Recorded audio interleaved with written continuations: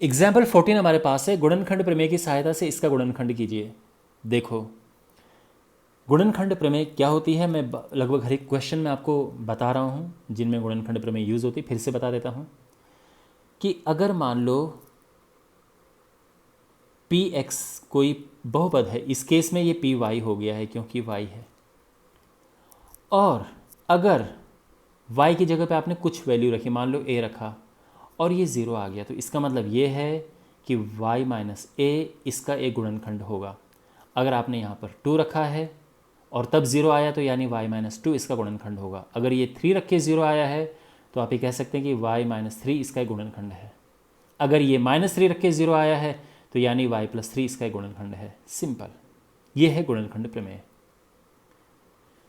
तो अब यहाँ पर हम ऐसा तो नहीं कि मुँह उठा के कुछ भी नंबर रख दें, यहाँ पे हमें एक तरीका हमारे पास है। देखो, तो सबसे पहले तो इसको हम पी वाई नाम दे देते हैं।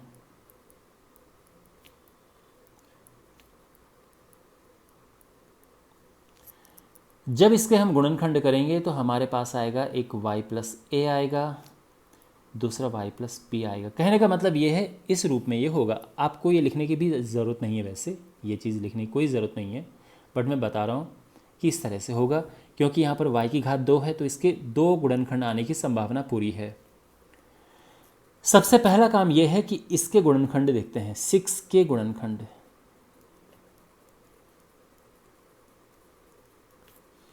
तो ये होगा +-1 +-2 +-3 एंड +-6, है ना। ये सभी 6 के गुणनखंड है। अब एक एक करके हम वैल्यू पुट करेंगे। पहले यहाँ पर y की जगह पे 1 रखेंगे, फिर -1 रखेंगे, 2 रखेंगे, -2 रखेंगे, 0 आएगा कभी ना कभी।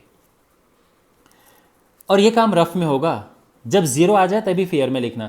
तो वैसे 1 रख के तो 0 नहीं, 1 रख के 0 नहीं आएगा। ओके, 1 रख के तो ये नहीं, 0 नहीं आ रहा है। -1 रख के भी 0 नहीं आ रहा है, नो। ओके, 2 रख के देखते हैं, 2 दूने 4 -5 दूने 10। ओ यस, 2 रखने से 0 आ रहा है, तो मैं यहाँ पे सीधे y की जगह पे 2 रखूँगा।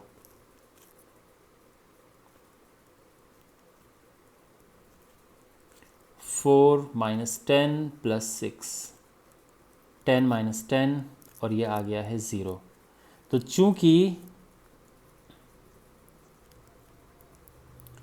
P2 0 है इसीलिए y -2 Px का एक गुणनखंड है, Py सॉरी।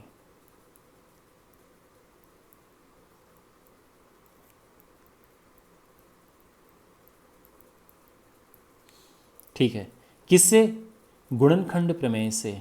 आप चाहो तो लिख सकते हो यहाँ पर,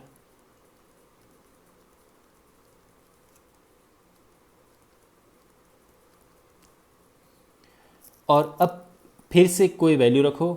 -2 रख के तो खैर नहीं आ रहा है, 3 रख के देखते हैं। 3 या 9 -5 या 15। ओ यस, 3 रख के भी 0 आ रहा है।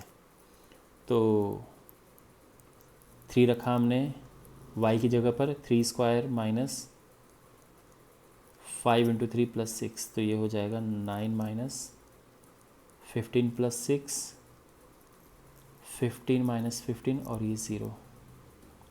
तो सिंस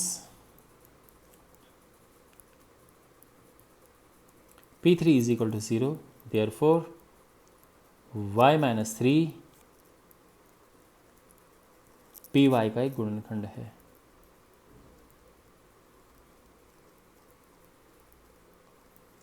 है ना। अगेन गुणनखंड प्रमेय से आप लिख देंगे।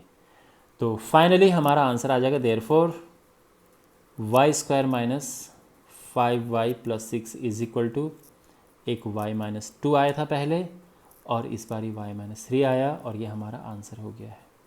ये प्रॉपर गुणनखंड प्रमेय से हुआ है। ओके।